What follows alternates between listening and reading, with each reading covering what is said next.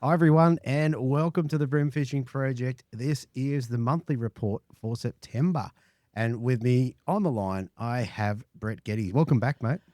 Glad to be back on deck here, Deethy, and roll on September, October. Oh, those winds got to warm up shortly. Geez, we've had some crap weather. Wind, like big winds and rain. Not a lot of rain, Gippsland, but anyway, it is early spring, so we're used to that. We're coming off the back of some tough times. How's it been up there fishing-wise, mate? Mate, for me, it's been terrible.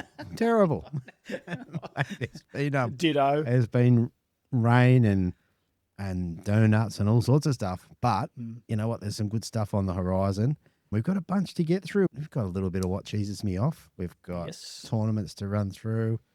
We'll talk about the collective challenge to give people an idea of what we're doing over there, a little bit of new product, and then whatever's going on down your way.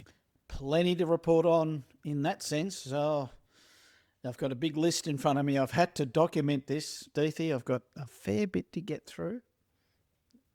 Very good. All right, mate. Let's roll the intros and then we'll get started. Welcome to the Bream Fishing Project. This is where you need to be every Tuesday to find out all the latest tips and tricks to help you target bream on lures. You'll get to hear from some of Australia's elite bream competition anglers and see how they were able to achieve their results in competitions around the country. Now, here is your host, the 2019 Hobie Kayak Fishing World Champion, Andrew Deeth.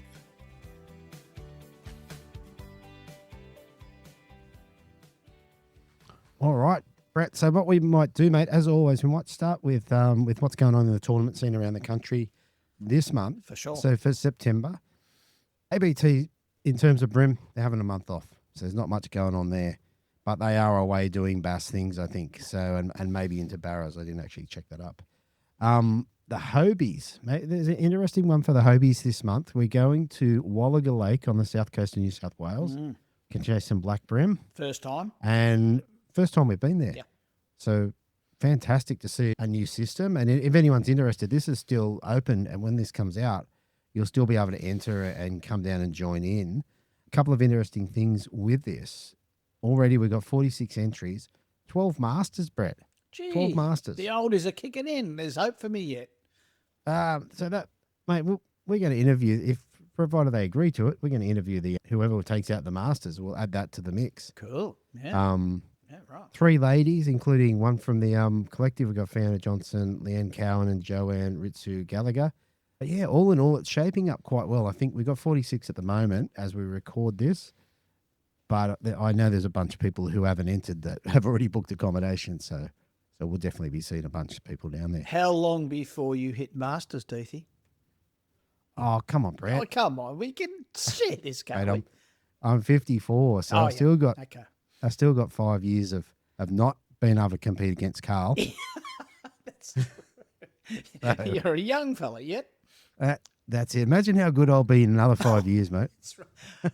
I'll train you up, Deethy. Trust me. Fair enough.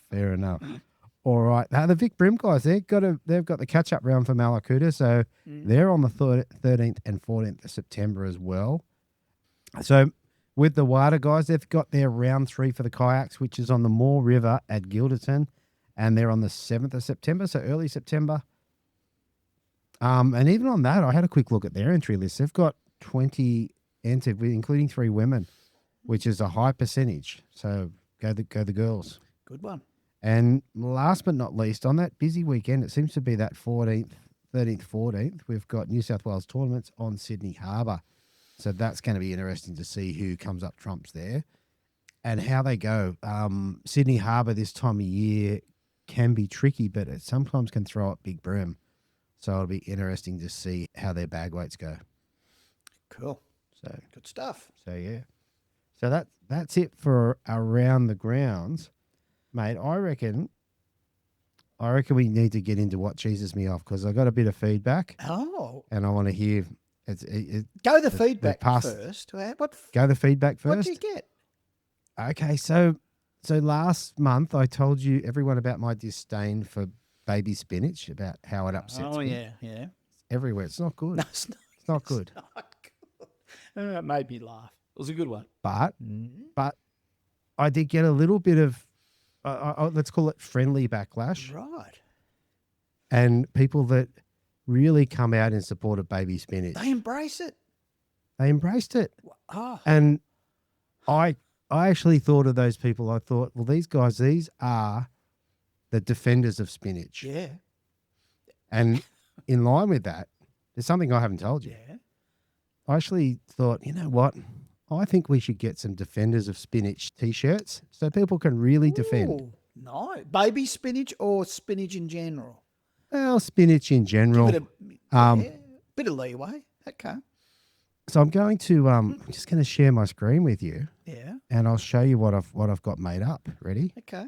Hit me with your spinach stick. How about that? Look at the strong man. That's crazy. Okay. So Oh, I've got a couple Popeye. of Hang on. Spinach, Popeye. spinach is Popeye. Right. Now I'm with it.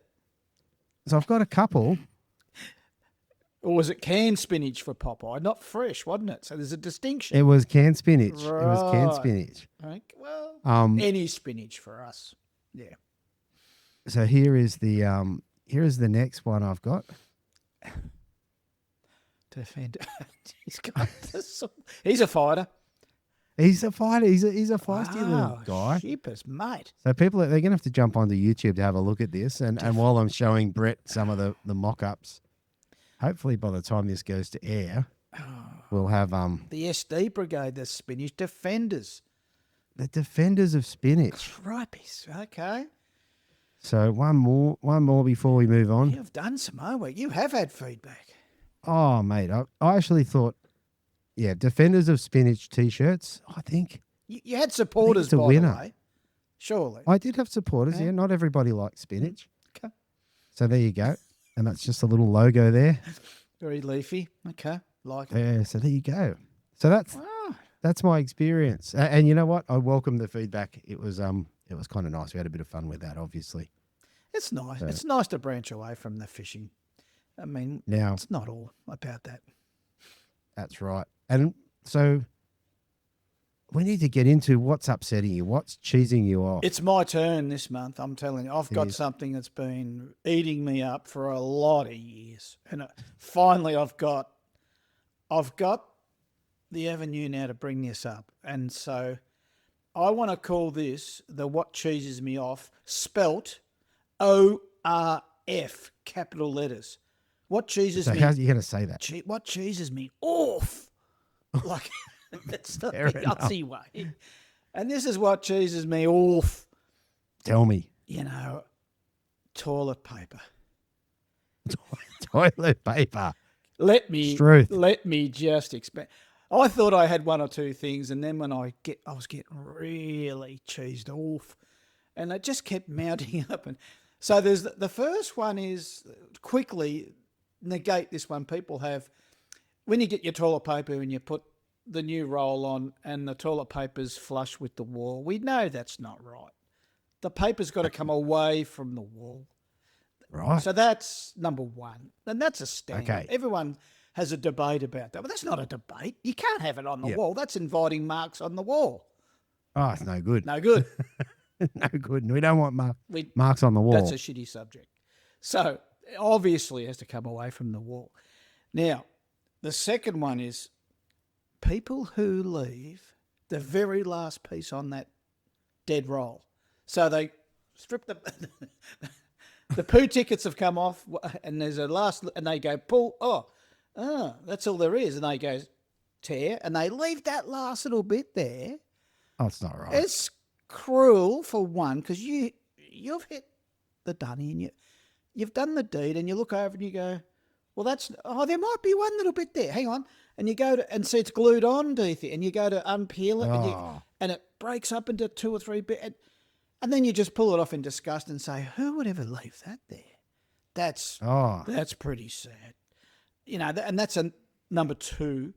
The number three is that once you get rid of that dead roll, and let me go quickly to 5. The dead roll, everyone's got a little waste paper basket or a little bin in their toilet. I think they have. Well, we have. And you throw the dead roll in there, and then there's 5 and there's 10. And next minute there's 20. And next minute it's full. No one seems to want to take that flipping bin and put the rolls. They should go to recycling, all the rubbish, but recycling, responsible. It just gets fuller and it just falls over. And then the dog comes in and grabs it. It's no good. That was jumping to number 5, what cheeses me off. Back to 3 is when you put the new roll on.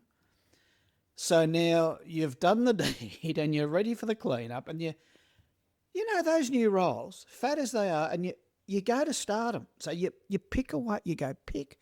It's glued on. You pick.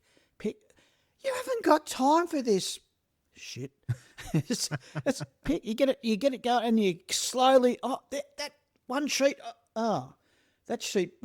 Get rid of that sheet. Then you start again.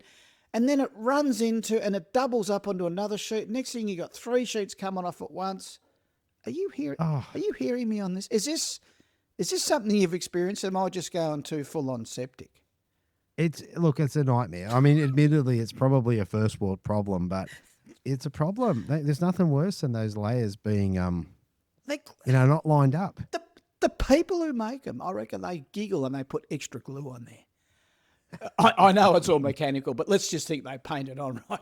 The glue. Maybe. Yeah, I'm thinking that. There is one more, which rounds out the 5 topics of this subject. It cheeses me off.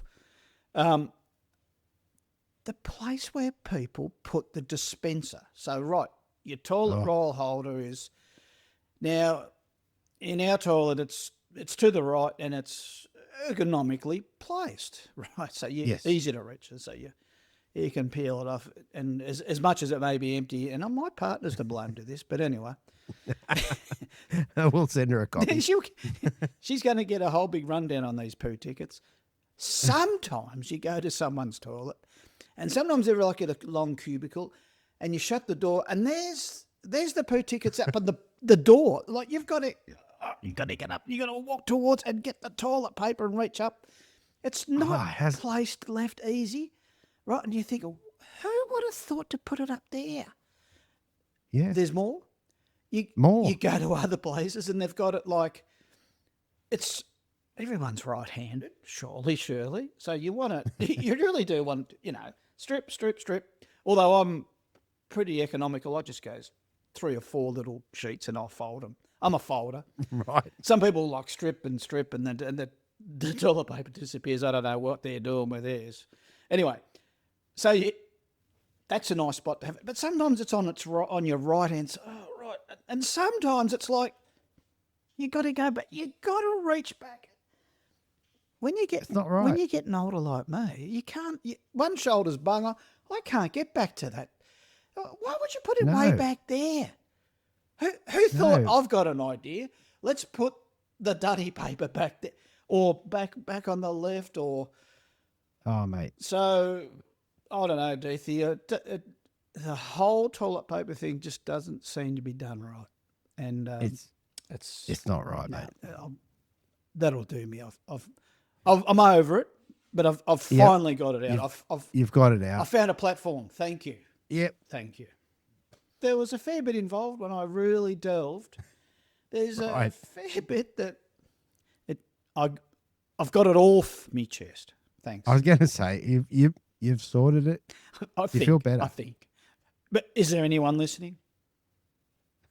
Well, I guess we'll find out. Feedback, please. Yeah, it has been an argument. The roll over and under has definitely been a problem. Oh, it should be a no-brainer. Away from the wall. Come on. Fair enough. All right. Well, there you go. I'm not sure how I'm going to make a T-shirt out of that, but we'll see what comes. Okay. Yeah. So, well, the Beach newspaper from years ago, and I remember those drop shot dunnies, I'm calling them. Drop dunnies, not drop shot. I remember going to those ones, and they used to cart them out to the truck and all that. That's how old I am. And that was a newspaper job. Cripes. Yep. So, look, who am I to whinge and bitch about it? Well, it is better. It is better than new newspapers. All right, mate. What we might do is I just want to wrap up on the free rig and drop shot that we did in the collective last month. Yeah. So for me, like it was tough. I really struggled to do it. Yeah, but I did come across a lure. One of the guys posted it in the chat. I did come across this one. It's an open packet because I've used it. It's a Jackal drift crab mini. Yeah, I've never seen them. Wow, that's tricky. Yeah, Steve from Tackle Addiction sent me these, and it was based on the back of seeing this video of a guy using a free rig. So what for people who don't know what a free rig is, it's basically using a teardrop style weight on a hook. I've just got a prawn lure here, and having that teardrop run free off the plastic, so that'll sink down, and this prawn or lure can run free and drift wherever it wants to go until you pull the line tight and it goes back down to the sinker. So that's the type of concept. But this drift crab, oh my goodness, Yeah, so good with an unweighted hook. a lot of filamenty this legs. thing- Yeah, and wafts and drifts down. Mm. So good. However, I still struggle to catch fish, but I did get one fish of note. And these guys are hard to catch. These guys are hard to catch in any circumstance. It's not the best photo, but you'll get an idea of the size of it when I put it up. Look at this bad boy, mate. That is, yeah, it's about a 40. The brag mat's bent. I see. I get that. Yeah. It's about a 47 centimeter whiting. That's, It's a monster. that's really cool. I hope you kept it for the fang. I let him go, mate. He was an old girl. Yeah, true. And Good that was breeder. on this actual lure. I actually that pulled this one right? out and put it back in the packet. So And like it ate like well down the lure, or just lip hooked? no, or just in the corner of its mouth. it's attacked it. Yeah, right. Yeah, And it's definitely eating it. It was a weird fight. I didn't have an idea of what it was. because they do go hard. Those yellowfin whiting. Yeah, that's right. Wow. And mate, and in terms of the drop shot and all that sort of stuff, I did have one honourable mention, which is an unusual one, so which is why I want to bring it up. So we've got the Pro Lure hybrid shrimp replaceable legs. But I got to tell you, these little guys make pretty good drop shot lures. Yeah, interesting. They look like a little crab. Small item too, appeals to big and little Yeah. fish. Small, light. I'm trying to get one out. And they're like the Elastec super stretchy jobby. They're super stretchy. They got a little bit of a hole in them. Right. This one's a bit bent, which is not ideal. Yeah. He's been crooked in the packet, but yeah, you got enough meat there to put a hook through. Yeah. And I confess I didn't actually land a fish on this, but I did drop fish. Okay. So And I reckon yeah, applicable for cranky fish that are a little bit, shitty on the day and shut down somewhat. That would appeal to small food item. 100%, especially as like we've just rolled into bass season. Look at So that. for people fishing the creeks and what have you, where spiders drop into the water, this is a spider every day of the week. Yeah. Yeah, so jump onto those. They're actually for the hybrid shrimp, but the replaceable legs, pretty good. They're very much like the spider crab we have in South Gippsland. It looks nearly identical, except it hasn't got the rounded back, but it's, interesting. Yeah, so there you go, mate. So that's me for the drop shot rig. I know that within the collective we don't actually have winners and losers because it's not what it is in terms of that. Yeah. But Leon Leong, he really won this one. Oh, that man's next. I don't think we've had a monthly report where he doesn't come up. It's just crazy. And it's for very good reason because I'll expand on. I was going to go through my monthly highlights so later. I will later on. And Leon's in there yet again. He and me good buddy Rick Formica, they went and fished the lower Tambo, and it was a reconnaissance trip. They hadn't fished this sort of area out in the lake somewhat, and did some homework. And it's winter, and they were unsure how, why, and when. So Rick caught some great bream early up on one sortie they did together, and he said, "Oh no, that's good. I'm kicking Leon's butt here. This is real good." But no, Leon brought out the double barrel, Right. It's a single barrel drop shot, but it just towed him up. But I'm saying now it would be over 2 trips, one without me mate Rick, and he got 17 on one trip, and I think he got 10 or so on the next. And these are Bream into the 40s, mid 40s, and he's drop shotting him, throwing into the edges and working him out. And this is outside the collective challenge. Leon says, I don't care whether you boys are doing it or not. This is my shtick. This is what I do. Yeah. And so Rick come away from that experience, and he's done a lot of different stuff, but he observed that, and he was sending me messages well before the day had finished and said, yeah, that's next level, just incredible. Yeah.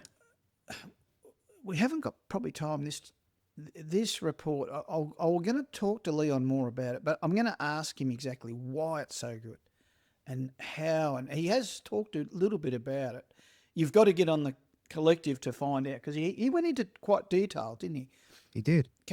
Couple of eps back. But I want to get more into it because he's fishing somewhere totally new, and he's so confident with it. In fact, he was getting not that many fish, but when he switched to it, whammo, catch rate went, and big bream. So, we've got to put this under our belt. We've got to all expand our thoughts and the repertoire you need, especially for comp anglers.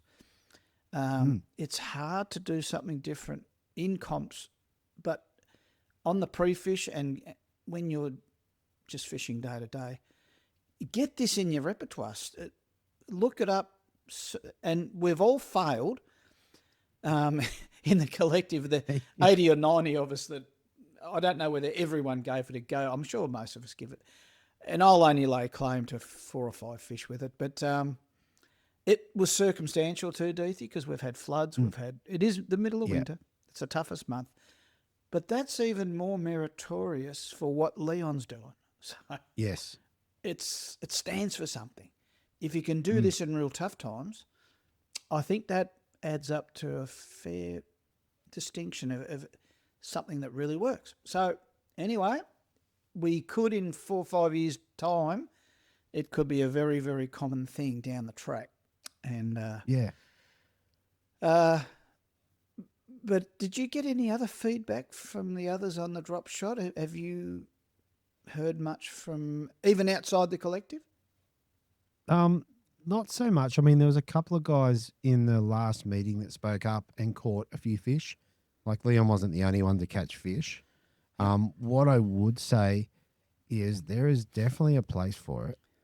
And it's going to take practice. Like if Leon can catch them, then, essentially everyone else can catch them. Yeah. They've just got to learn how to do it. Yeah. And it seems that in the sessions that you've spoken about, that it was not only just a way of catching them, but it was an effective way of catching them. Oh, so, and I had a total blowout. I caught a beautiful big bass on. I was dropping it down in structure because it's structure friendly. Yeah. You can have your weight on the bottom and the lure and so forth is up higher.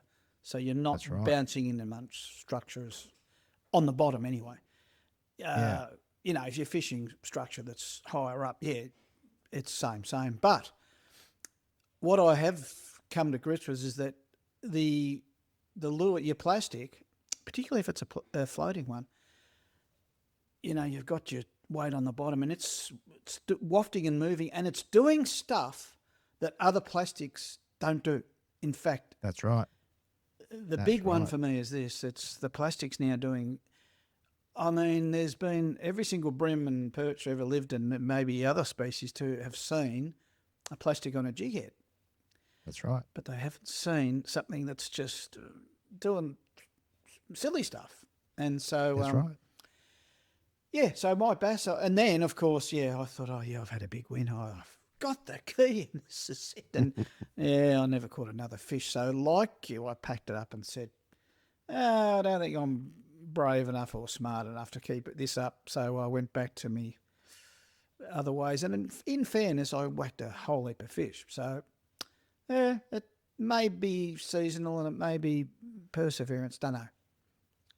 Yeah, and I think the other thing that I thought is like a couple of things. So one of the guys that I got in to speak to the collective was Ben Monforti. He's out of Brisbane or Gold Coast, I can't remember, up that way anyway. And he's free rig based, which is this free running sinker. These are Joseph Gardner's ones, the blue lip weights, Tungsten. and this lure wafting up and down and free. And like you said, if it's floating and that's got a bit of slack line, that's going to go back up. And then as you pull tension on the line, it's going to come back down. So I think particularly something like this lure, I'm so excited about it. It so much action, but unweighted. You can't cast it far enough. But if you put this on it, you can cast this to the moon. This is a 7 gram. You can cast this to the moon, get it well away from where you are, and even then allow that to just float down naturally. So quite interesting. And one other thing I'll add to that is you've got that lure moving around in a confined area, because we're often throwing, weighted plastics on a jig head, and we throw them way out and we work them back to the yak, boat, bank, whatever. This sort of scenario is you can drop that down and you can get maximum movement for maximum action for minimum movement along the bottom. So this is what I think is really big about black bream. I'm not so sure about yellows. That's what my teabagging thing's all based around, is that you're giving it maximum movement, but it's not getting out of their zone, their comfort zone. They might own a little bit of country. It might even be, a square metre, might be smaller. You're giving that lure, whatever, plastic, blade, hard body, crab, whatever. So that's an important thing too, and I think that really turns bream on a lot. They don't have to become uncomfortable and move into another bream's territory and follow. And a lot of the times they're not wanting to follow. They're sitting there and they're doing their thing and they're probably not even feeding. But if you do something right in front of them. So, there is a little bit in that as well. Yeah, I think so. I'm not done with it, particularly with these, like fishing an oyster lease pole or something like that, where you can cast in relatively close to it, and then, like you said, have that crab move in and around in that one location just by either moving your rod tip towards it and away and just picking up the slack line. Did you get snagged up much? No, I didn't lose a rig. No. That's what Leon tells me too. Doesn't snag up. Yeah, I didn't lose any. What I did watch, because I did some research on it, and one that caught my eye was an American guy talking about bass, and they found the bass were following the sinkers. Interesting. The thing would come in and they'd come and watch the sinker, and they had different results for different coloured sinkers. Wow. So the sinker would be here and the free rig would be here, and they'd follow this in and inquisitive and look at it and then go and grab the lure. So I think sinker colour is something that might come into it as well.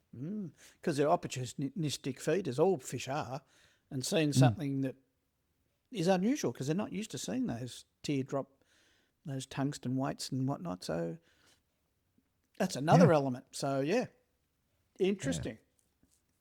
Yeah, so what we might do, this probably moves quite nicely into the next challenge. So what I've picked for this one is we're going to do, or we started doing curly tail grubs within the collective, and I went through my garage and there was just like a bag of grubs, like just old school, more than I could, way back, more than I can hold it. Everything. Yeah. So in terms of some of the old school ones, here I've got some mans. They're about a 1 inch scented grub. Gee, that's going back. Now, it says on the back of the packet here, contains spice, all in capital with dots between them. I see it. It's on the front too. Yeah, nature's feeding stimulant. Who knew that? And it's got American flag on it, so it's a Yankee land jobby. Yeah, it's American. I've got a couple of different packets of that. Yeah. One of the ones which is, it's somewhat old school. I've got a couple of different packets, but, well, it's not really old school, but the Pro Lure. Yeah. These are a great one in regards to, like, at the moment, all the sort of common grubs at the moment, whether it's a bait junkie or a Z-Man, they're all the TPE or plastic which floats. whereas I don't think these ones do. I think these ones will sink. Yep. Cool. So it's a good Like a it. good point of difference. And the other, when I spoke to Steve Morgan about it, he mentioned a couple of I think interesting things. Like you can rig it a bunch of different ways, like traditionally on a ball head. So if it's a cheap way of fishing. So I like that. Anyone can go out and grab a packet of grubs and a packet of jig heads, and off you go, and you'll be a chance to catch some fish. So one of the ways I like to fish him is on a worm hook. So a hook similar to this one, but the nail bomb style ones out of Fish Arrow, they have a weight at the front of them. So that's your typical worm hook. Yeah. You can see that. Clear. But they have a weight on the front, and I'll grab an icon later and put that up in the corner. So you can fish them quite weedless, as well as some of the new tungsten weights. So this is one of the ones which I think I'm going to use this in the challenge. I think will go really well. So the idea of the tungsten is two things. You get a much heavier weight for the size of the jig head. And these ones are just a super fine hook. So you can fish them finesse. We can fish them with, I know you like very heavy line, but if we're fishing them with light line, you need to be able to get that hook in without breaking gear. Light gauge. Yep. Light gauge. And one last thing that we used to do back in the day, and I'll open the packet, is a TT Rev head. Oh yeah. I don't even know where I got that one from. But what that is a jig head with a spinner blade underneath it. Yeah, seen them. Yeah. So really, really good. Something different. Adds a bit of spice to your grubs. And dirty what about water you? too. Yes, and Jewies like them, Interesting. like Mulloway. Okay. Yeah. The other one that I wanted to speak to you specifically about was the Hurricane Sprat. So within the challenge, we kind of made a decision to do Curly Tail Grubs. Yep. And the Sprat 85 has a Curly Tail Grub, has a curly tail on it, and it's one of your favourites. Yeah, well, so Naughty called it the hybrid because it was elongated, but also had the curly tail. So it wasn't a traditional grub as such, where it's a little bit shorter or, tail versus body. It's it's quite long in the body. But what I have found when I first started using them, and it was just an incredible the bite.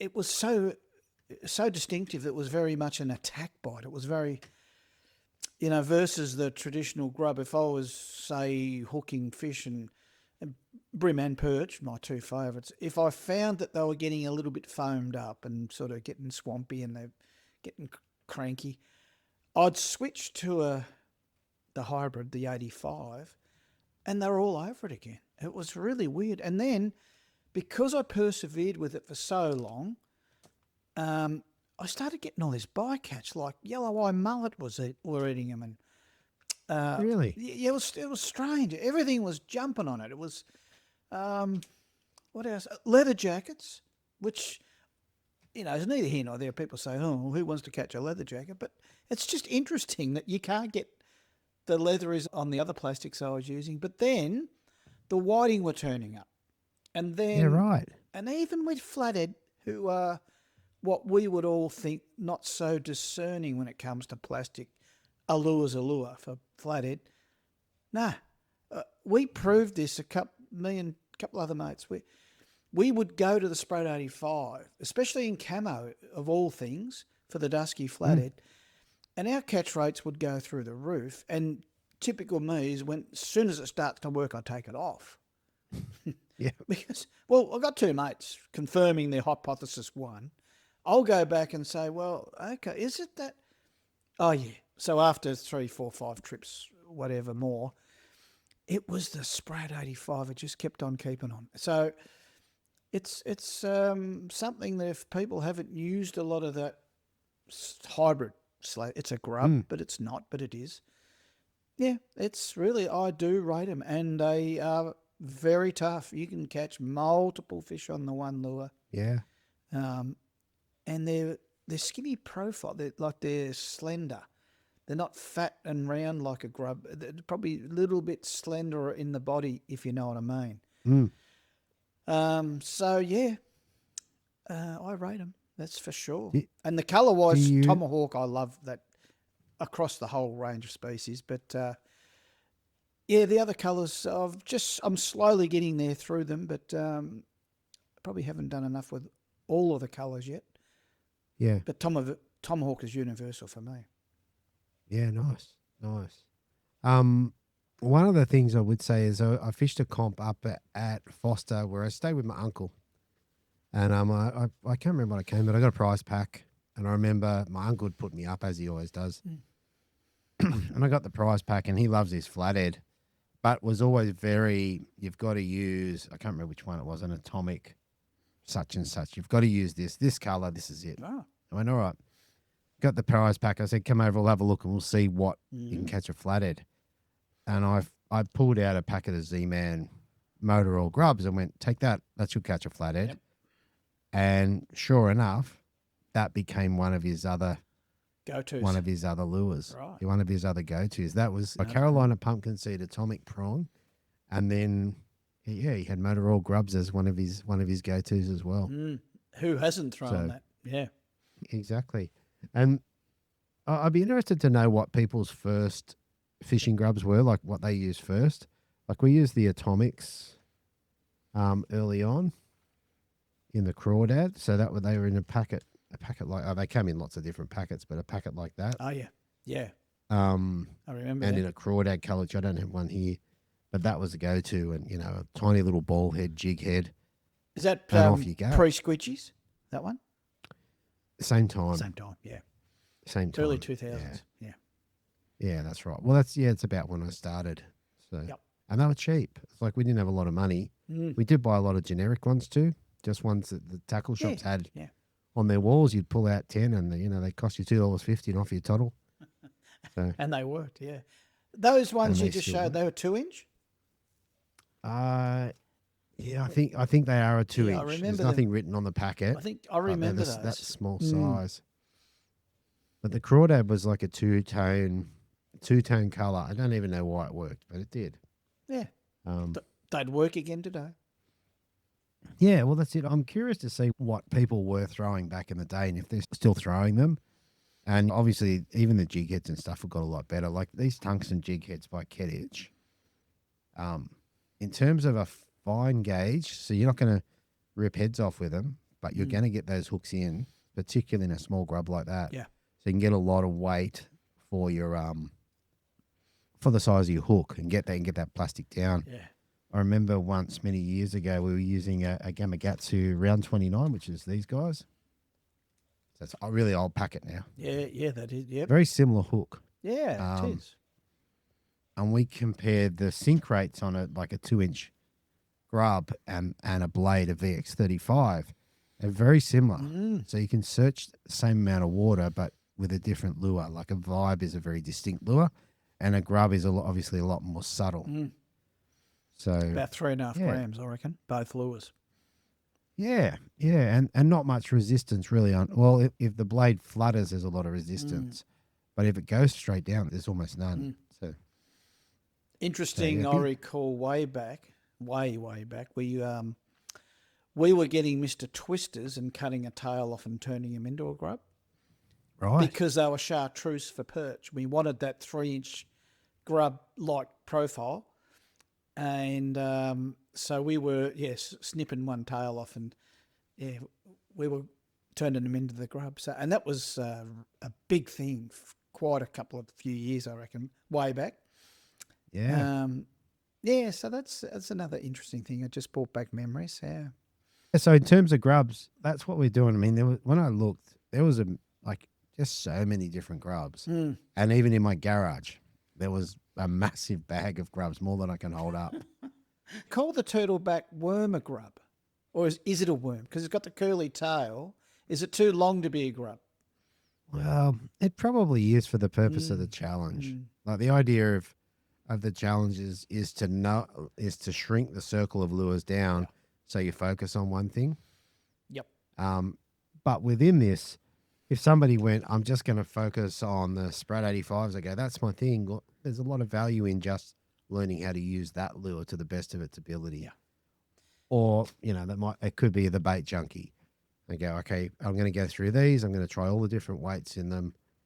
There's ways to rig these weedless as well, just on a normal jig head, which you can do. But I think the narrowing of the focus is helpful. I like if you're going to try and practice it, I think it's worth having, 4 rods with 4 different grubs on them or 4 different weights. What about and just see the what works. what about the creeper? It's like a prawn profile with a curly tail. That comes I think that's comes into the family, doesn't it? Surely. Yeah, I think that's definitely part of it. Yeah. Like you take those legs off, it's a proper grub. Yeah. So, because it's so yeah, I think that, and I think that's a great initiative.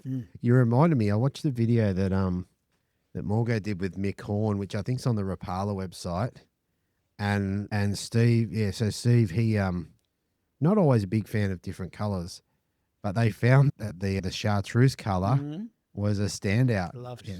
And Steve, as he is, tested it and came back to chartreuse. So, so definitely, I was going to say jump online and get some of those. And the squidgy bug just been re-released. Oh, yes. The grub. I don't think they're in stores yet. I haven't seen them. Right. There's a lot of talk about them. People reminisce they must have loved that bug. Funny how it disappeared off the face of the planet. Yes, but you know what's good, Brett, is in that time that bug's been out of production, our lines and rods and everything has progressed so far. Good call. We're going to be able to throw that bug another 5 meters. Yeah, unweighted. It's going to make all the difference. Yeah. Yep. Yeah. And I I had mates that weighted them and they preferred to sink them. So I remember maybe Starlo talking about it, going, we designed this as a surface lure, but we've got people using it as a grub. So for sure. Yeah. Yeah. I can't wait to see those and then the rest of the range that's coming. So it's good to see. Very good. All right. I reckon that's enough grub talk for the moment. Tell us about what's going on down your way at the moment. What's happening in Gippy? Oh, gee, I've got a lot to get through, Deethy. It's time's marching on, so I'll try and speed this up a bit. I want to quickly tell everyone about my year's tally so far. I keep the running diary going year on year. So this is year 26 coming up. This year so far, I've caught 1,306 bream. Oh, wow. Yeah, it's been a good year on the bream. And I've got 1,474 perch as of last few trips. So wow. Yeah, that's in perspective. That's 110 days though. So okay, that was my next question. Yeah. So there's a fair bit of effort if you doubled that figure, if you tallied that figure and divided by 100 plus days. Yeah. So there's some big days and there's a couple of donuts, not many, but this year's going good. It's up there with some of the best I've had. And in total, this is pretty interesting. This tally really always makes me smile. I still can't believe it. But anyway, in all those years I've been keeping records, I'm up to now, let me just check, at 23,874 bream. Wow. 19,300 perch. That's, hang on, in total, about 40-something thousand fish. But I will also say that I count big and little. No, so much squeakers. And I don't count the ones that fall off at the yak, and I've got a little bit there. I have a cut-off point. If it's if I pulled it up out of the water, it's dropped off.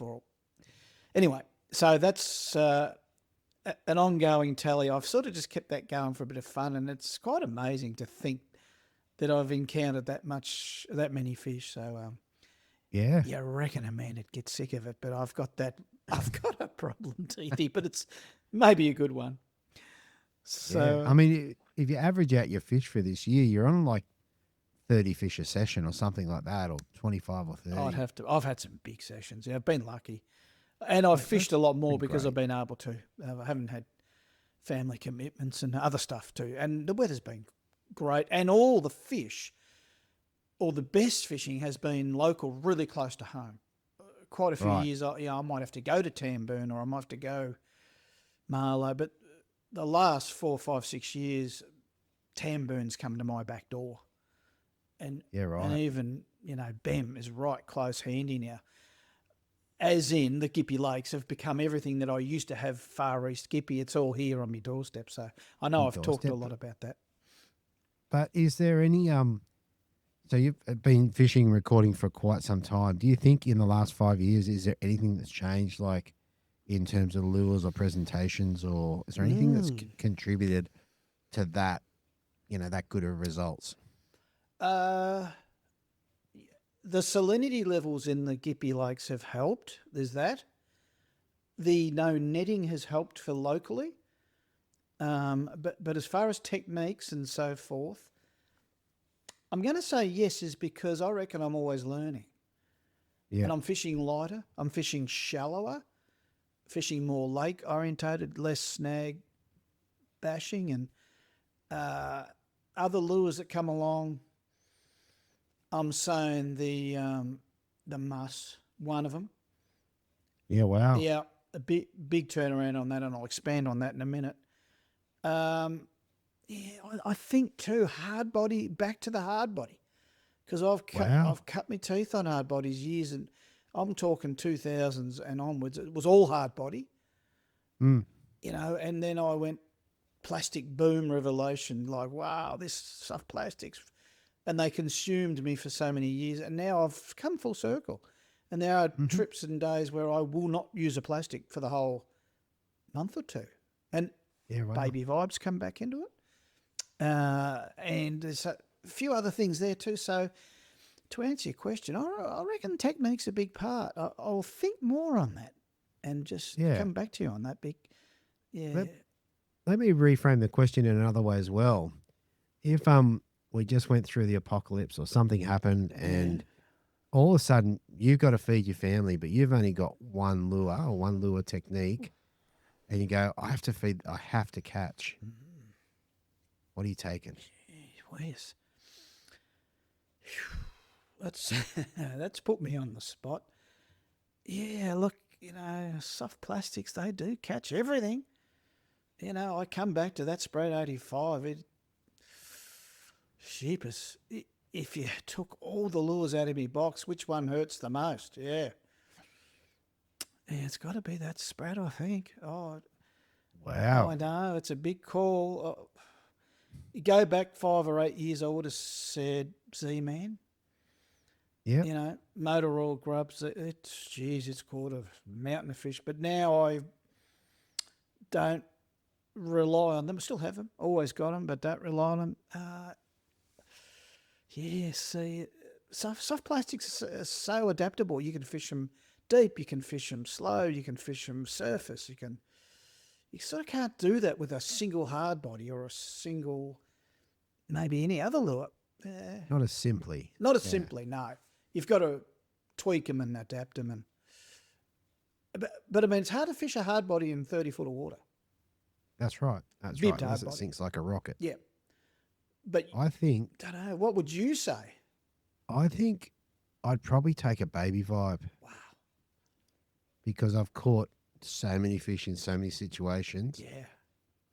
Are Are we species orientated, or is it across the board, all species?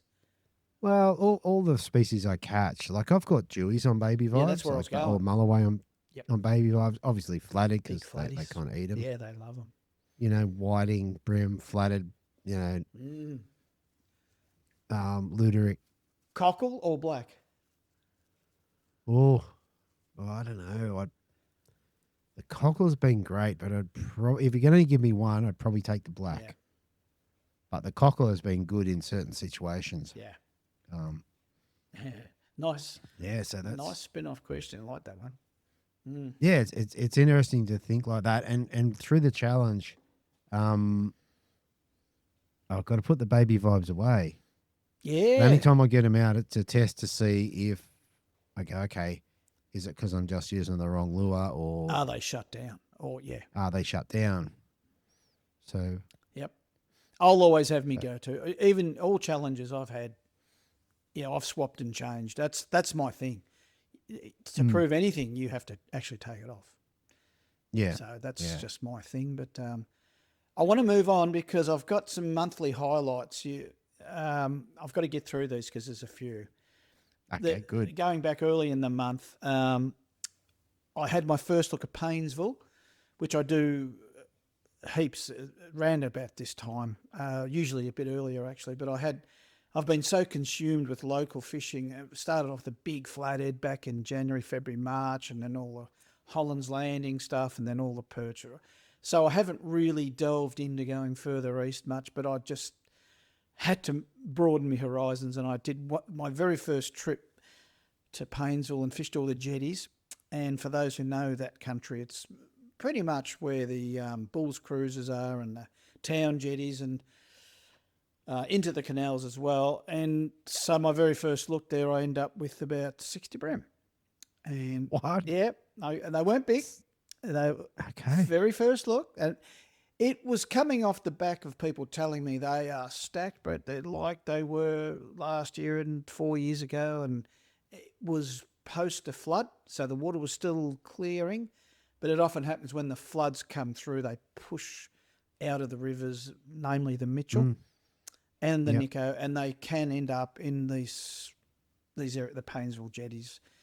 Right. And into Duck Arm and Newlands and that. And you would have heard of all these names through your interviews. With the Vic Bream boys, yeah. Yeah. So I thought I'm due for a look. And the first time I went, I bumped into Leon. And so he joined me only for a couple of hours. I think he would have got about 18 bream. Yep. And I was there a good hour and a half, 2 hours earlier. And I kept on fishing till about 4 o'clock. So it was a big day for me. So when I say he got 18, I got 60 odd. Well, he was only there 2 hours, and he tried the drop shot and that didn't quite work. But when we put the muss lures on, it was just chaos. I was using the Blue Lip Micro. Mm-hmm. Love that lure. Wow. Gee, that's, I'm very confident with that now. And I did change the lure to the Outback. It might have been the Little Muss. It was, because that's what Leon was using. And I couldn't get it to work. And then I went back to the Micro and I just went whack, whack. And it was just constant. So it was really interesting that was the best muss session I've ever had. Yeah, wow. They just kept coming. And then I thought, well, yeah, typical me, take it off, got to see if it's really that good. The problem is I put on probably the second best lure for that scenario, and it was the Black Baby Vibe. Yeah, right. And it monstered them. And so I thought, I don't think I've proved much there. So then I put a 2-inch grub on, Z-Man, and I couldn't get a touch, 10 casts. That's all it took. Wow. Yeah, not a single touch. And Leon said, no, Brett, take the soft plastic. They're not eating soft plastics. Stop it. And I said, okay, I'm listening. Okay. And I just left that Micro muss on, and I stopped counting at 60. But look, they weren't big. They were 24 to 28s, all of them. I reckon I had 5 or 6 around about 34 to 36. Dropped one big one, actually, but that was another thing. A bit peeved with that. Were they all black in colour, the vibes, the muscles? Yes. Oh, yeah, all black. Yep. All black. All black. And you were on your, I can't remember what it is, but 17-pound leader? Yep, 8 kg. Yep. 8 kilo. How do you go through it like that? The Blue Lip one in particular is really light. How are you casting it? Is it okay? Just let it sink. It just adapt to it, let it sink. And because I'm fishing heavy like that, you don't get to feel it. I think it's got a mini little vibe to it. I'm sure if I went to 4 or 6 pound, maybe I do feel a bit of action through it. But DC, they were grabbing that on the drop. There was no brains behind the technique. So that was a real switched on session. And Leon commented. He said, "I just love it when they're on the musses here in this scenario. It's just such good fun." And so we're getting fish a cast. And if we weren't, then we're dropping them and, they're falling off halfway back, whatever. But it was just a great session. Really, really good fun. But I will comment on the fact. So I left that for about a week. I came back and fished locally and had some more great fishing local. Latrobe and Lake Wellington again. And then I thought, oh, no, I've got the bug. I'm going to have to go back with the muss. And, it was about probably a third of the amount. And the fish had nearly all disappeared. Lucky I had the Okay. sounder. I had to scoot around. I wasn't casting for half an hour at a time. Couldn't find fish. Up and down the jetties into the moored boats area, and then bang! Oh, there they are, lit up, and yeah. So and then as soon as I cast, I was getting them, but the majority of fish had shifted and backed out. And then I was there only late last week, and early last week, sorry, and fish all gone Really? like a desert. It's crazy. Wow. Yeah, That is crazy. I couldn't get a bump, so it's just that's the nature of it. That's bream fishing. That is fishing. That's fishing, really. Yeah, well, So, full yeah. stop. Yeah. So there is that. I wanted to talk about one of the members in the collective, Ben Hodgkins. Now he's listened in a few times on the collective. He hasn't contributed, but you will hear from him. And anyway, we've been buddies for 3 or 4 years now, and we've fished together a bit. He lives down at Perch Central. He lives right near Anderson's Inlet, and so Okay. he contacted me. Well, he didn't contact me. He sent me. I got a taste of my own medicine. He sent me porn with big perch, no comments, lures hanging out of him, mainly Spread 85's tomahawk, because he knows I love them. And he says they should be illegal on perch, and he's probably right. Yep. So he's down there, close to his home. Like that's Perch Central down that way, and into the prom as well. But anyway, he just says, Brett, it's happening. And I did show him a couple of spots. So to be fair, he's coming off the back of me maybe introducing him to a couple of spots, but he still does a lot of homework and finds them in other places. He says, see if you can guess. And so, like, yeah, medicine, more medicine. Oh, God, what a bastard. So anyway, he said, like, later on, I said, well, I'm coming. I've had enough of the locals. I better come perch, and I haven't been down that way. All right, so this is where I've been. This is what I've done. So then, bang, I took off. First trip. And I end up with, I reckon I was texting you, or I might have sent you a bit of a message, or at least a couple of videos. First trip, I was getting perched to 47, most of them 40s. And a lot of them on the Spread 85s. In fact, nearly all of them, pretty much. Hang on. Oh, no, I used blades as well, the stings. Oh, yeah. And I bling them up. I put bigger hooks on them. So that was my first look in there in 10 months, mind you. And I came away right. 92 perch. I counted them. 1, 2, 30, 33, 34. I kept counting, and it took me all day. It took me from 8 till 4. And it was the incoming tide that was the real trigger. Yeah, okay. I had a couple of hours quiet, but other times it was fair dinkum flat out. 8 kilo leader, just horse them in. And being around that 40 to 41s, take a little bit of horsing in, but you can get them up pretty quick. And Yeah. it's cold water, it's winter, so they do come in a little bit doggy. They do come up, float up pretty quick. So you can horse them in, and I don't net them. I just reach in and do the finger and thumb grab, lure out, casting again nearly before the fish has hit the water. So it's a bit of a procession. It's a little. So people say 92.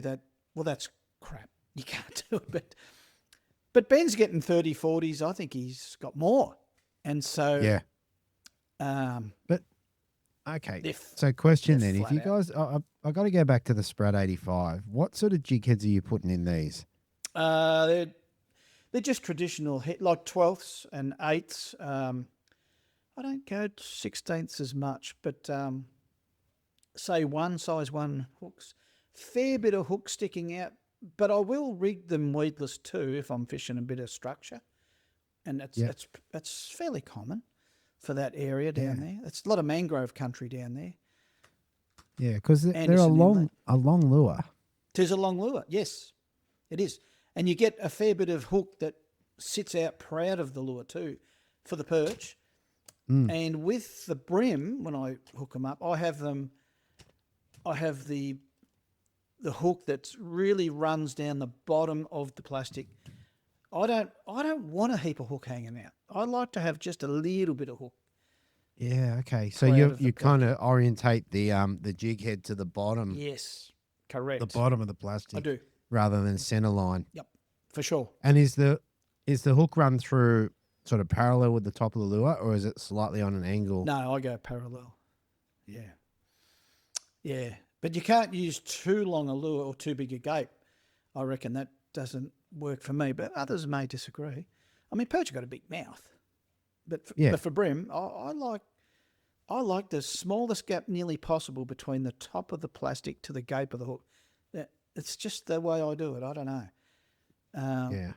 If not, fish them weedless so that the hook is sitting on the back On the back. of the Yeah. placky because, being a small-ish profile, they squash down quickly to expose the hook when they clamp down on it. So, Yeah. yeah, there's...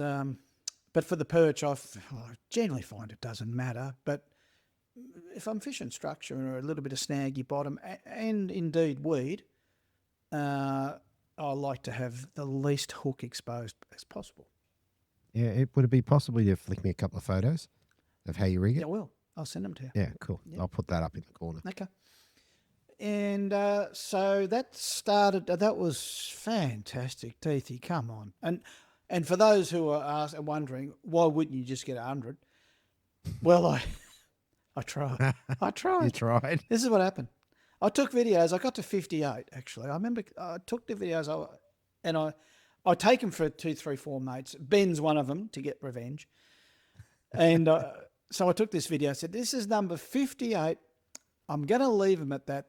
That'll do. I've had enough. It's a man's caught enough perch in his life to not have to go anymore. That'll do. I'm going home." Well, as I left that spot and sort of had a flick here and a flick there, it just went. It was chaos. It was just. So I just kept hauling them out and I kept catching them and then I did the double rig. Deethy. Right. I branched. I says, okay, well, this is going. This is crazy. So, okay, I could just keep doing what I'm doing, but here we go. What I'll do is I've put the Sprat 85 on top, and from the bottom of the gape of the hook, I run another length, say about about 45 centimetres, down to, I had a fly, it's called a Selzer smelt. It's like a clouser fly with bug eyes on it. So I've got the weighted jig head, normal, say 12th, and the bug eyes on the fly give it weight too. So I cast that out and it goes out, hits the water, and then I just retrieve it as I was just fishing a normal jig head. Mm.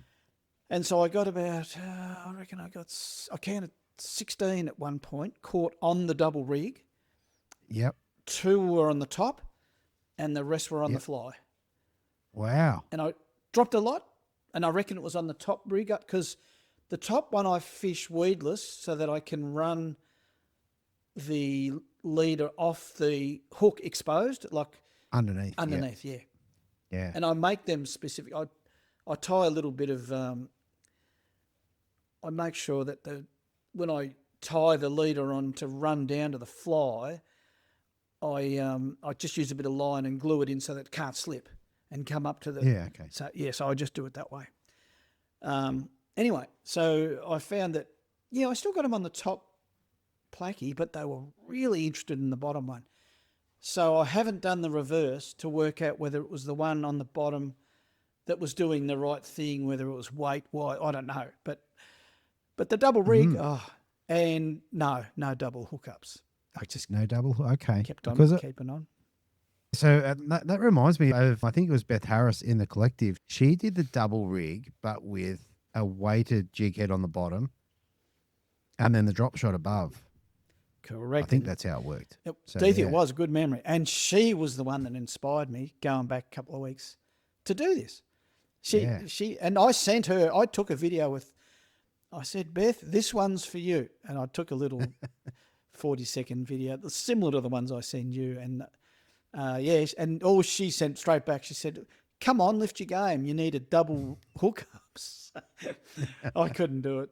So getting back to, I went through the numbers and I got to number 89.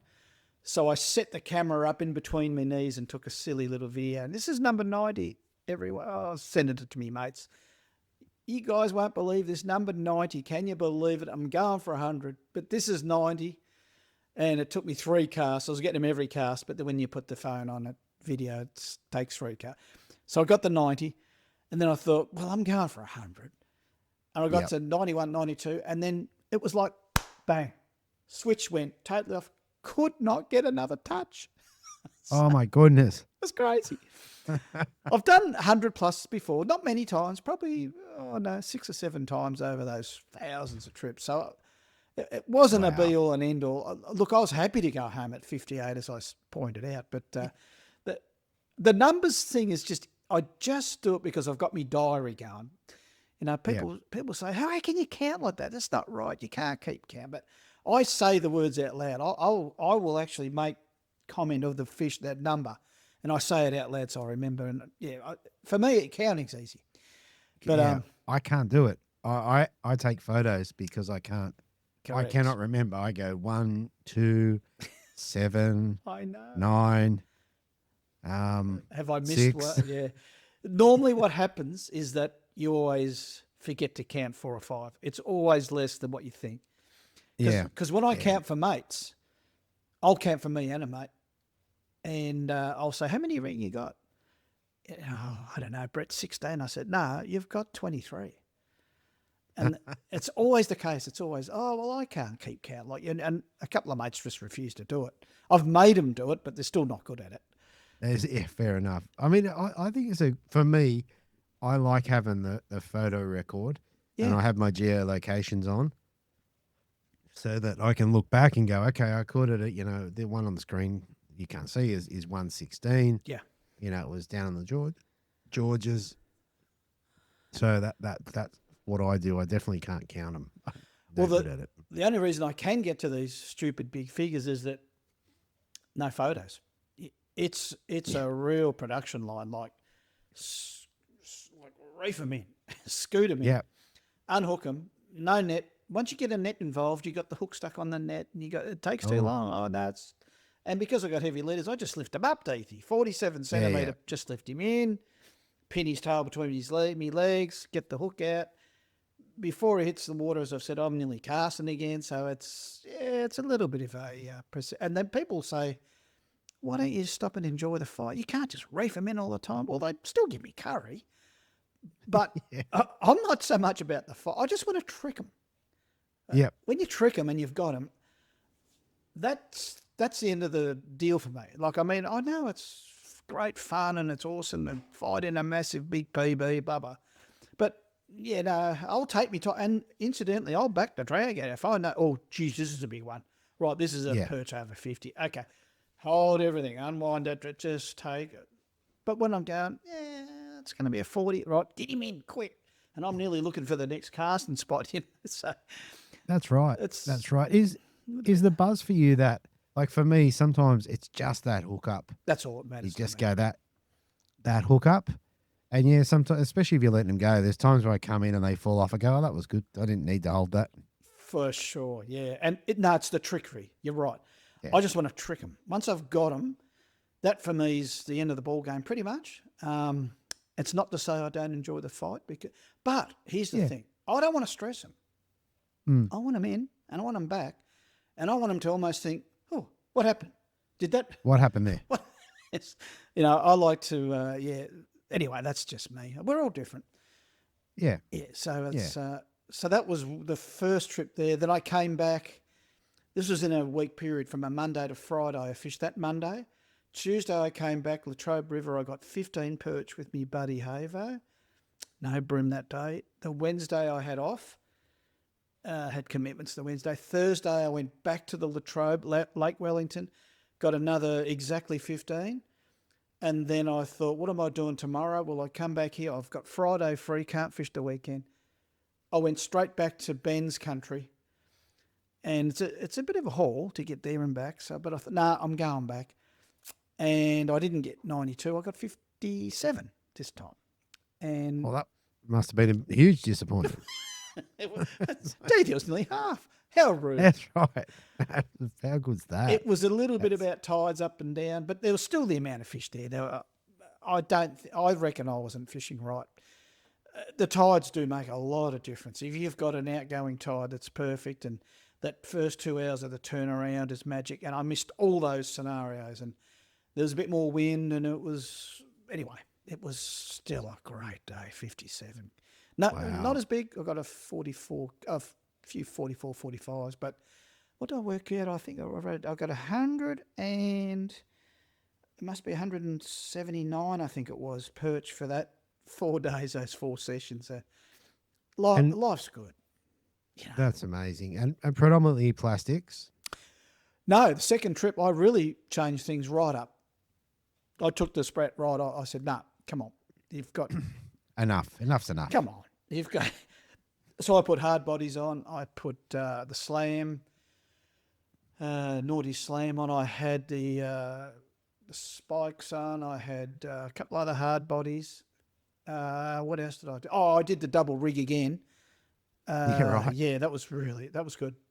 Same double rig, fly on the bottom. I think I stopped at about 18. They were really biting hot then. It was sort of not fair because didn't matter what you threw pretty much. What else did I do? I threw some vibes. I threw a Hummer. A Hummer. I threw a Hummer out. Yep. Whacked a Yep. few on it. What else did I throw? I did experiment a little on that day. I just can't recall right now. But I did end up going back to the Sprat when I was searching because I'll just, that's me go-to. And still got a few. But I changed the colours of the Sprats. I went to Super Oil and I forget the other colour. Hatchet might have been. Forget. In the 85. So, that was a big week. And that was coming off those trips, down to Paynesville and the local stuff. So I've certainly put some tallies together. It's been pretty good.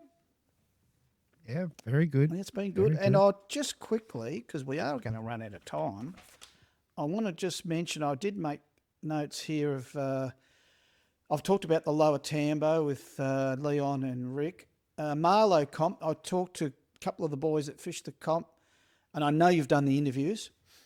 Yeah. And they found it pretty tough. It was fast-flowing water. Fish weren't hanging where they normally did. It was a lot of fishing just off the rock walls, fishing deep, fishing heavy. Wow. Yeah, okay. Tony Petty was one I talked to. He and I think he teamed up with Bruckle, didn't he? Yeah. That's right, yeah. And so they did and a few perch caught, but all round pretty tough going. And some of them went really high in the system. And that was of real interest to me. They went way up and did particularly well. And I'm sure that would be in your interview. Yeah. Now, I want to talk about James Russell. He went to Tamboon and whacked a whole heap of fish there. That place, gee, I miss going there. I used to go there regularly. Just haven't been able to get there. Going on just with the conversation I've just had with all the perch and the local stuff. But anyway, he bit the bullet and took off by himself. I think he only had a couple of days there. Absolutely whacked him. Multiple species.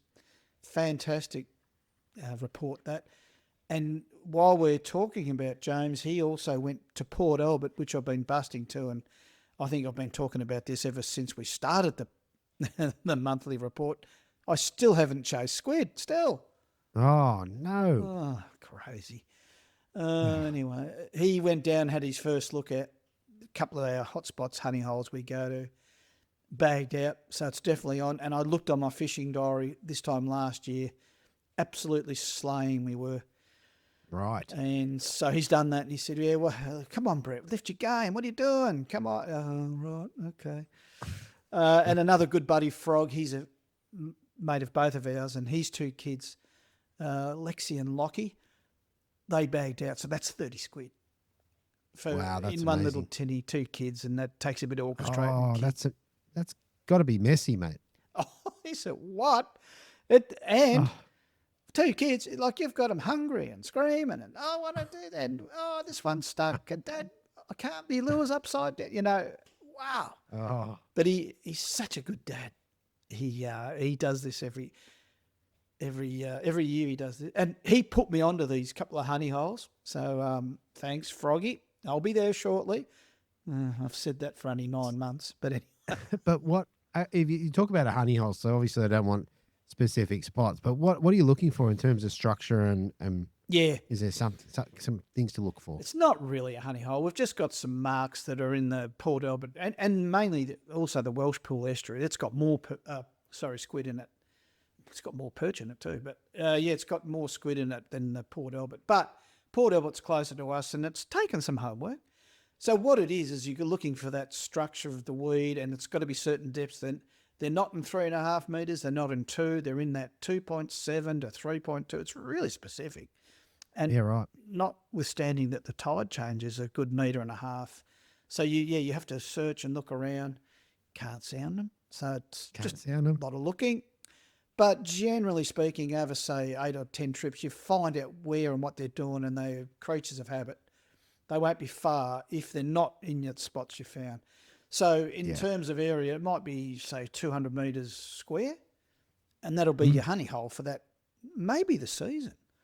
It's interesting because, half a K that way and 2 Ks that, you won't get them. And if it's too sandy or if the bottom's not right, if the tide's too fast, you won't get them. So there's a little bit in it. But in the end, when you find your so-called honey holes, well, they all turn into one. So you think, oh, this is just like I got them up there, but it's a different spot, but it's the same scenario. So I'm not trying to be swampy about it because there's that many squid down there. You'd never make any dent on the population. It's just impossible. They're an amazing critter. So that's been happening too, and I reckon that rounds me out for this area. Okay. I could maybe move on, but I want to hear a little bit more about your end, mate. What's because I know Carl, he put my mate Rick on a couple of spots when he was fishing Tom Uglies and all that area up there. And so the fishing must be getting a little better, is it? What's the readout? Well, it's a tough time of year. Typically, if we go back 10 years plus, August, September, after a few years of doing it, we're like, we're just going to hang the fishing rods up and not fish. Ditto. We've got a little bit better, but I've only been out a couple of times due to the weather's been foul and the water's chocolate and I've not been super well. Like, so combined with that, I don't want to go and sit in the rain. You've had 3 floods like in succession. Yeah, we've had a bit, and even up till I think it rained till Friday night last week. And then all of a sudden it was supposed to keep raining, but it dried up. I haven't done a lot of fishing. I did speak with Mick Eddinghausen. He got a flatted on surface down in the Hacking day before yesterday. Chasing. So I'm pretty excited about that. What was he chasing to get one on surface? He was chasing them on surface. He's chasing with a 130 mil bent minnow. Grouse, right? So, mate, like the really big bent minnows and the crossfires, so exciting. Oh, know a lot about that. So in terms of that, I haven't done a lot tomorrow. So I'll have to tell you about it next month. But I think tomorrow we're going to go and hit the Cooks. Okay. Because I haven't done that. So Cooks River runs out of Botany Bay. Yep. On the Georges, and he and I haven't fished there, so we'll go and give that a go and see if we can catch either a big bream or maybe a mulloway. So is that a normal early September sort of jobby each year, or? I don't fish it a lot. Okay. It's more we just haven't fished there, and give it a go.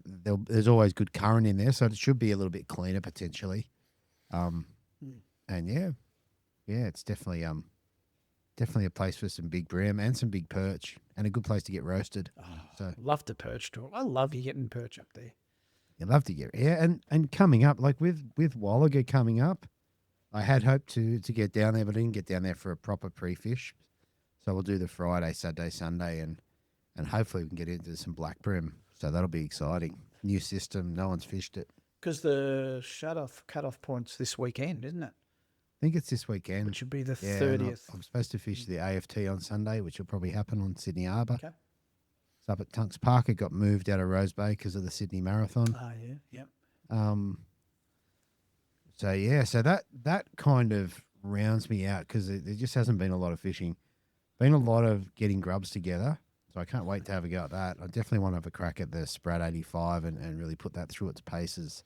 Maybe at on the flats at Tower Kernell will be good, and potentially, I don't know whether I can commit to it, Brett, but I was thinking of just fishing grubs for the period of the challenge. Nothing else. It's doable. It's doable. It's doable. Have to be very brave. Not when you're a Baby Vibe fan, though. Ooh, I know. geez, Even the that's- competition, though, just going to fish grubs. Gee, I couldn't do that, to be honest. It's live or die by the sword, mate. Wow, you're committed. Okay. So yeah. Okay. So, mate, one thing I think I mentioned, I can't remember whether I mentioned it at the start. I got a little present for you, mate. You got a present? Well, that's nice. Jeepers. And I'll have to get it to you because it's cold, and this is something for the cold. So my lovely Right. mother, Yeah. she's made you this, or Look maybe a brown one. I don't really know. Yeah. Or a black one. Yeah. It's a knitted neck tube to keep your neck warm, mate. You gotta be. How good is that? Right. Yeah. So there you go, mate. You will not only look good, but you'll be warm. I'm gonna treasure it. Oh, Come mate, on. it's soft, it's comfortable, So you've had and you're one going to be. years back, have you? Yeah, I've had them before. I had these before. I had a few different types of ones. Yeah. I even gave one, or I gave a couple to Mark Saxon of Saxcent fame Right. when he was running his charters because he was cold mornings all the time, Yeah. and kept his neck warm. Yeah. Oh, winter's big down here. I've got big woolly socks on, and I've got my cap and the beanie on top, and I've usually got the buff on, but now I've got a better buff because that's a warm one. It's a warm one. So, mate, what's your favourite colour, mate? You can have black, navy, or brown.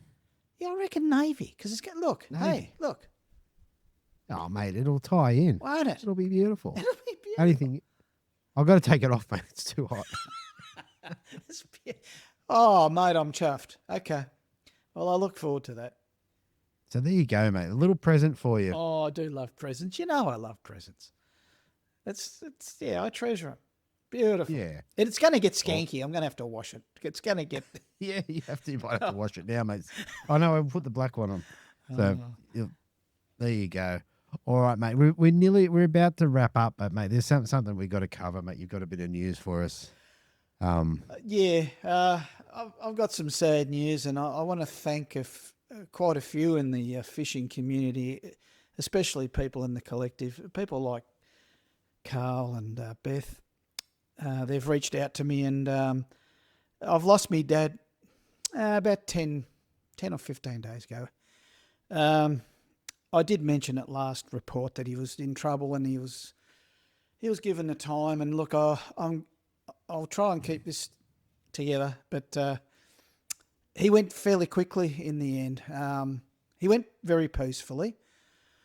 He just couldn't beat this second round of cancer, and so look, it wasn't a shock for sure, but I've written a bit of a tribute for him, and it'll be hopefully.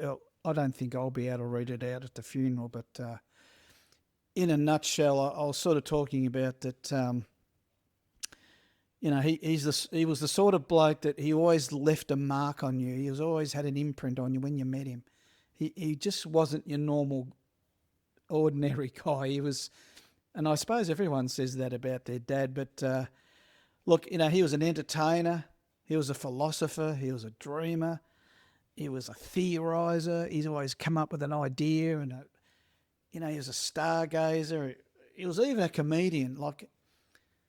I always remember this one as people used to ask him something like, he's a great fly fisherman. They'd say, Bob, should I put a dry fly on for winter? Do they work in winter? Should I put it on? And he'd say to them, well, take my advice, mate, please yourself. Now, you get it. Lots of people get it. A lot of people just went whoosh. They went, oh, okay then. Well, thanks for that. Just totally didn't get it. And the more they didn't get it, the more he loved it. And it was... Yeah, right. So... Because yeah, he was a guide, wasn't he? he was a guide to... That's right. Yeah. In Tasmania. And he was up there with one of the best fly fishermen ever going. And his peers and that will all attest to this. he wasn't the prettiest of casters or whatever. He didn't aspire to be like that. All he wanted was that fly out in that lake. He could cast as long as anyone and accurately as more than 10 men. But as far as a double haul and all that sort of, he said, "Oh, I haven't got time for that, son. This is it. You got to get the fly out there." And it worked, and he caught more trout than you could ever imagine. And so, yeah, look, he taught me a lot about fly fishing, but he taught me a lot more about perseverance and about the love of nature and the observing. Like when you're fly fishing, you're sort of stalking the trout, and he'll see a little rock in the side of a pool. He'll say, "There's a trout in there," and I'm going, "I can't see anything," but he'd see a little bit of wash coming out from the pool, and that means action. That means a fish is look. So he'd just sit and wait. He wouldn't cast to that. He'd wait for him to come back and do his beat. So, there's too much to say in all that one breath. But when I say he's different, he did everything differently. Just that any detractors or anyone criticising, he just pushed him out of the way. What do you mean I can't build a wall, or I can't do this, or build a pigeon loft out of a container? Shipping container, like there's just so much that he did, and so he leaves a big hole for a lot of us, and it won't be filled because you can't match him.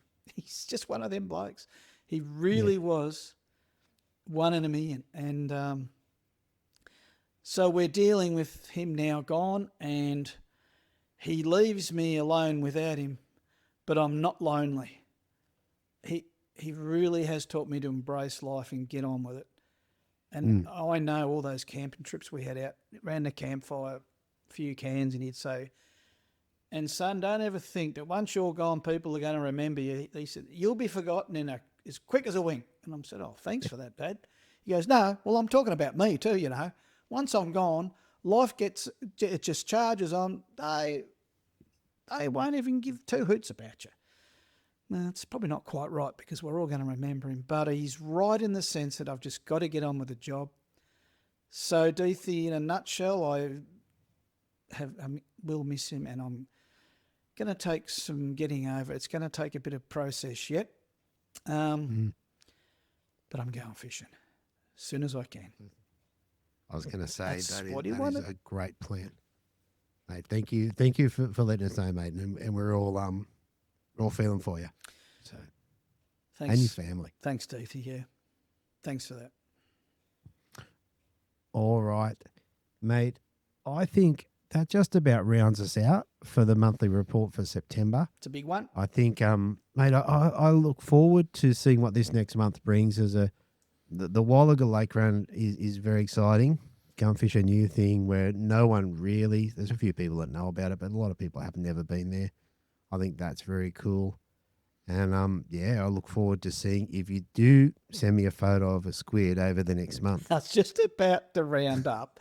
And I'm going to use reverse psychology. I'm going to say, I'm not going near a squid for one whole month. Right, don't do it. It has to work. I'm gonna finally go. That's how I'm gonna say it. Fair enough. And mate, just one more thing before we sign off, mate. What's the album? That is Neil Young's "Comes a Time," and Right. there's a song in there. It's called "Going Back," and it's what I think about with me dad. Is because at the moment I don't want to live for the now because it's pretty painful. I don't want to look forward because there's a bit of pain there too. But when I look back with what I've done with him and what we experienced and what we shared, going back helps me sleep. I get on with the job. I'm smiling now because I think back. Yeah. He really did give up a lot of himself to me, and I'm going to be able to do that to my son. So going back at the minute, that's where I'm at. That's why I've got that Neil Young album there. I knew there'd be something in that. All right, mate. Look, and thanks for coming on for the whole show, mate. I appreciate it. And, mate, we'll talk to you again next month. Great chat. Thanks, Deethy. Thanks, mate. Thanks for listening. Hopefully you were informed, inspired and entertained. If you were able to learn something or just enjoyed listening, please consider subscribing and rate us on your favourite podcasting platform.